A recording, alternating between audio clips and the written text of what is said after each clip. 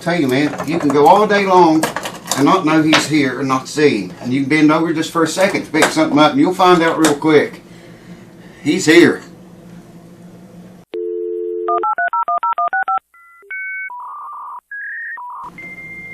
Alright folks, thank you for tuning in and keeping it here. I do appreciate that very much, and I want to take time to thank you for it. If my videos help you and you like them, if they taught you anything, or if you just like to watch them, or maybe you like the comedy parts of them, please come over to my new channel. All you got to do, I'll put a link in the description down there, and all you got to do is click that link and click subscribe. That's all you got to do. 2 clicks, man, and you're signed up. It's free. And you can click the bell if you want to be notified, you know, every time I put a video up over there. I'm putting a lot of them up over there right now. And I'm going to continue to put a lot there and see what happens to it. Besides, I need the watch time. I need to get 4,000 hours watch time. So if you could help me out with that, just click a playlist and go off and let it play, man. Or, you know, run it with the volume off in another tab. Okay, a lot of you have pointed out to me and told me, a bunch of you, man, we're talking about how many videos I got on humidifying your guitar. And I do have several on that. And as you guys have pointed out, I don't think I have any of what to do with a guitar that's overly humidified. Too much humidification. I don't know if I do or not. When you make as many videos, I was looking on this channel, the bigger one, because I'll probably put this video on the little one too. But I was looking on the bigger one, and I've got over 1,000 videos now, man. Over 1,000 videos. I think you got to have about that many before anything really starts to happen, but nothing's happening. And tell me what you guys think about the YouTube Shorts. Put in the comments below. Do you like those? I can cover a lot of important information in those in a very little bit of time. Well, 1 minute, they like to keep them 1 minute or less than that. So I can cover some really, right directly to the point stuff with those shorts, and I figured I'd try them out because they're killing this channel dead, man.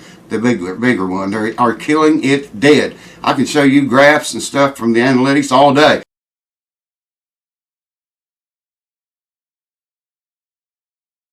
I'm not going to get on that boat. We're not riding that boat tonight. We're talking about guitars that are overly humidified. Okay?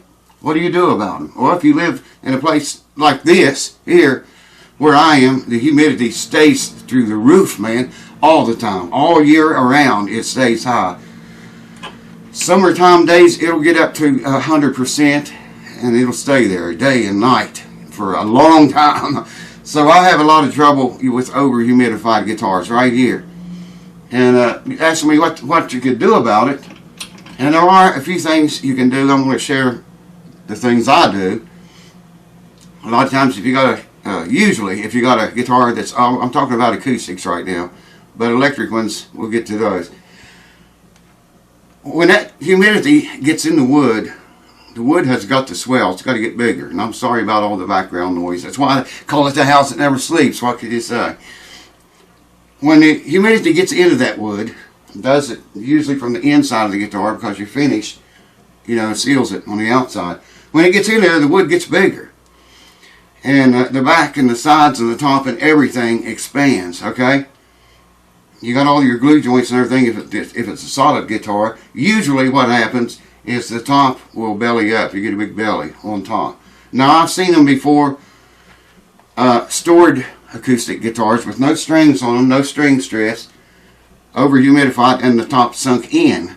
That don't happen as often because usually they have strings on them and the stress, you know, pulling up on that belly all the time, and the water pushing out on the wood, swelling it up. Usually we'll get a belly on the top of the guitar. What are you going to do? How are you going to get that down? There's a couple of things, methods I use, and here's one of them. This is the one I use mostly. Take you an old bath towel or a beach towel, whatever, the biggest towel you can fit in your guitar, okay? Just a big towel.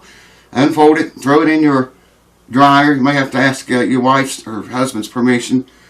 Anyway, throw that towel in the dryer and get it really super hot, man, okay? Heat it up. You want it to be dry. Of course, you don't want to put a wet towel on your guitar. Heat that towel up and make it dry and hot as you can get it. As hot as you can get it. Bring it immediately before any heat escapes. Shove that towel right down inside of your guitar, okay? Spread it out in there so it's, you know, covering the entire inside of the back of the guitar, because you want that heat and dryness to go everywhere. And then cover the sound hole with something. It can be about anything in this case, because it doesn't matter if it absorbs moisture or not. All you're trying to do is hold that heat in there as long as you can. You don't have to do this very long. If you check your guitar and it's over 55%, leave that towel in there until it cools off, and then leave it. I'd heat it up again if the guitar is really humidified really badly. After it cooled off, the towel I'm talking about, I would take it out, throw it in the dryer again, heat it up hot as you can get it, and do it again if the guitar is really bad. But do monitor, you know, check that in there. I swear, man, Memorial Day weekend, people mowing grass and building fences and shit. I mean, you know, supposed to be a time of rejoice. Is it not? Not here. They be mowing grass and building fences and shit, man. I'm gonna be cooking. I'll be enjoying this Memorial Day. Wish you all a great one, man. Hope you have a very happy Memorial Day weekend. I hope you're getting ready to eat like I'm gonna eat shortly. There it is. Hold on. Usually on a bad guitar, a couple, 3 times max of doing this, what I'm telling you, will that towel will absorb all the moisture, just suck the water out of that wood like a sponge, man, and into the towel. Each time you throw it in the dryer and dry it out, you're getting it really dry again. All the moisture, draw it out, throwing it in there, getting it really dry again. Then you put it in here, and that heat just pulls the moisture out of the guitar. Cover the sound hole. Now that's one way of doing it, but don't overdo it. Like I'm saying, monitor your humidification inside the guitar. Put one of these inside of the guitar. All it is just I got it from Amazon, I think. No, one of these I got from Amazon. Here's what the other one looks like. It's a Taylor. Do that a couple times with the towel, and then put one of those in the guitar without the towel. Cover the sound hole and leave that at least 24, maybe 36 hours. And you'll get, you know, a fairly close reading what the humidity percentage is inside of your guitar. Okay? Now, the other way, oh, by the way, if it's an electric guitar, they usually not too bad about getting overly humidified, but it does happen. If it is an electric, do the same thing. And spread the towel out over the guitar in the guitar's case and shut the case and leave that till it gets cool. And you may have to do it 2 or 3 times. Usually electric guitars don't get over humidified though too bad. I mean, it happens. They get humidity or get dry, but not like an acoustic guitar, like acoustics do. Hollow bodies and semi-hollow bodies, they do. They get over humidified a lot.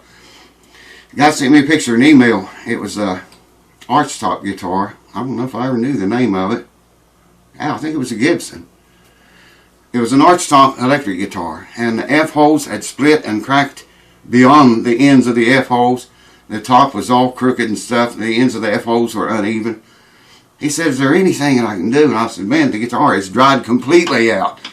I said, "Get some of these little dampets like I use, because they were getting the F-hole easy. They make them different sizes. There's a little one for mandolins and violins or whatever." But I told him, I said, get a couple of those, or get more than a couple. Stick them down in the F-hole, seal the F-holes off, just tape over them or whatever, and leave the guitar. You know, keep that in there for a couple or 3 days. I don't know how long it was. It was a couple of weeks, I think. He wrote me again, and he said, "Wow, look at this." He showed me pictures of it. Completely straightened that guitar out, man.